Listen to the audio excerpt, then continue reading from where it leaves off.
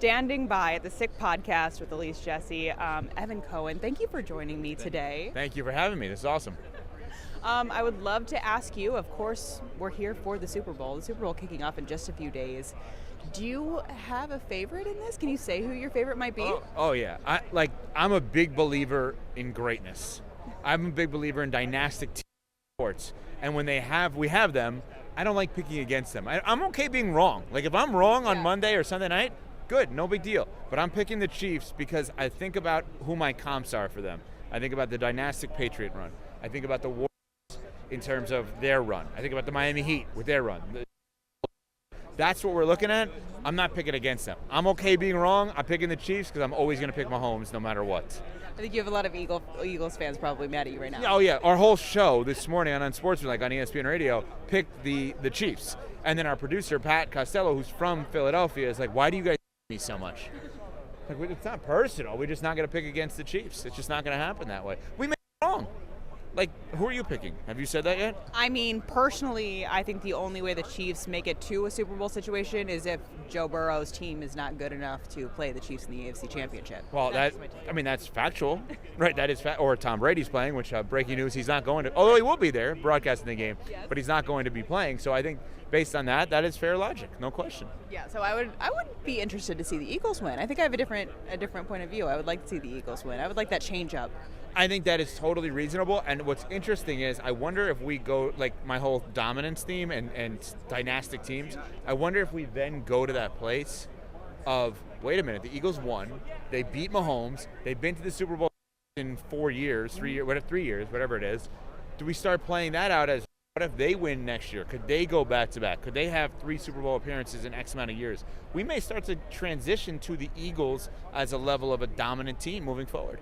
Yeah, I think so. I think that it would be interesting to see that shift in conversation for sure. Yeah, I got to be honest, it's a great angle. I wish I would have thought about this while I was on the air this morning, because now I'm thinking about that. We may have a dynastic angle to the Eagles that I had not thought about prior. So good job out of you. You can bring that if they win. Good job. Well, yeah. Saturday show, so maybe I'll do that. Now we know what we're going to do on Saturday. All right. There we go. Now we're good. And I would love to hear from you. Joe Burrow, I mentioned him earlier. Almost 5,000 passing yards, over 40 touchdowns, 9 interceptions. Great season from him. What do you think about the way that he has grown so far in his career? I think it's a really interesting career because individually he's unbelievable. You just gave the numbers. You can't watch him and not quarterback. At the same time, it's weird that he doesn't make the playoffs. It's weird that when he didn't play last year, Jake Browning, I was really impressed with just the stability around the team.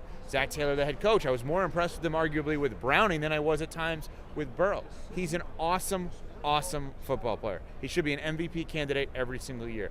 At some point, what you brought up about being has to be left in the past.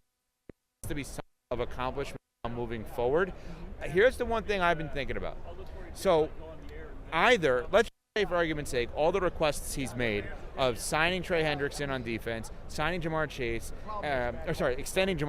and signing T. Higgins, Mike Gesicki, the tight end as well. Let's say they do all of those things. Inevitably, they will be bad on defense again because all the money is used on the offense. Okay, let's take it the opposite way. Let's say they don't listen to him.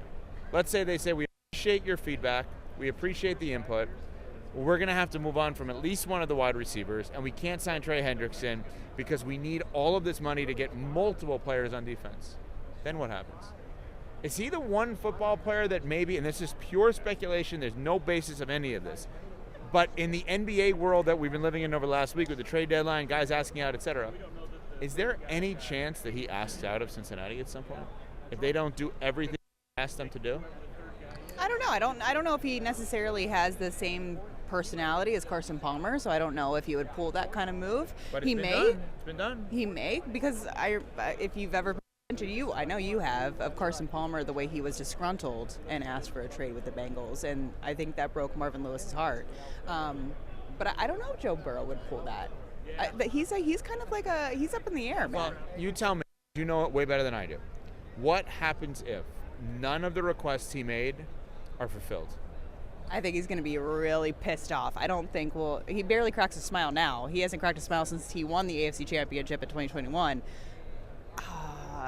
I don't think Paycor is going to be a very fun place if they don't do the things that he wants. At least, at the very bare minimum, re-sign Jamar, which of course that deal fell through in training camp right before the season.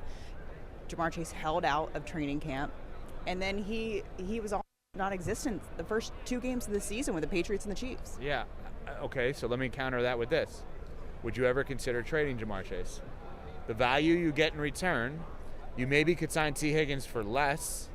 Maybe you get in the Cooper Kupp market and trade for him, and then you have picks to use on your defense. At some point, you have to get the defense better. Like Joe Burrow and all great quarterbacks are paid to make B-level receivers into A-level receivers, C-level receivers into B-level receivers. It shouldn't be the other way. You don't pay the wide receivers to help the quarterback. You pay the quarterback to help the wide receivers, and you pay the defense and the line to help everything else. See, I think when you have Jamar Chase and T. Higgins, Jamar is almost like a comfort person for Joe Burrow in a way. Oh, yeah. Like when Joe Burrow throws the ball, Jamar Chase hasn't even turned around yet, but he knows that it's coming his way, turns around, that's right when he catches the ball. Like they just have this weird, unspoken type of bond. I think if Joe Burrow maybe had to choose between the two, I think maybe he would choose Jamar. So then you just brought up another interesting point. Is Joe Burrow too comfortable? I don't think he's comfortable, but I think he likes having Jamar Chase next to him. Yeah, he needs a little bit of that. I mean, think about what he's had over the course of his career. Outside of, you're in Ohio, so outside of Ohio State, like where he was not obviously as successful, his wide receivers at LSU, unreal, Chase and Jefferson. Yeah. He gets to the Bengals, and ultimately it's Chase and Higgins. He's never not been surrounded with greatness alongside of him. And I think his job, like Mahomes, like Josh Allen, like Lamar Jackson, is to make others great, not for others to be paid to make him great. And they haven't done that yet. And they haven't done that yet. That is a very good point. Although, think about all the wide receivers that have been not let go. The Chiefs trade Tyreek Hill. Yeah. The Bills trade Steph Diggs. Mm-hmm. And they're saying to those two guys, to Mahomes and Allen, you got to make other guys good, not them with you. Joe Burrow has never had that happen, and I think it's time. And that's a compliment to him. Yeah. It's not an insult. I wouldn't say that about Browning. I would say that about Burrow. You're great enough to make others great. I think we've seen that just a touch, though, because of a few injuries to T. Higgins. Like every year he has a few soft tissue injuries, so you have to rely on younger receivers like Andre Yoshivas and sometimes Jermaine Burton, although Jermaine Burton has had his troubles in the season. I think if Jermaine Burton did not have those troubles and actually showed up for the game plan that was surrounding him, I think we would have seen that move from Joe Burrow. We've just seen too many off-the-field things, I guess, over the course of time for Burton to rely on him at this point, I would think. Yeah, unfortunately. And my last question for you, how is the Bengals franchise viewed outside of Ohio? Okay, that's an interesting one. I think they are viewed in a way of they should be great, but they're not great. Meaning you have this quarterback, and I think there's an assumption they won't spend around him. They have that rule about the guarantee, right? Only in the first year, whatever it is. Yeah. And I think the organization, in terms of the cash spending, is viewed as you should be better than you are, and look at who your quarterback is. It's time to support him, but maybe not in the exact ways he wants to be supported.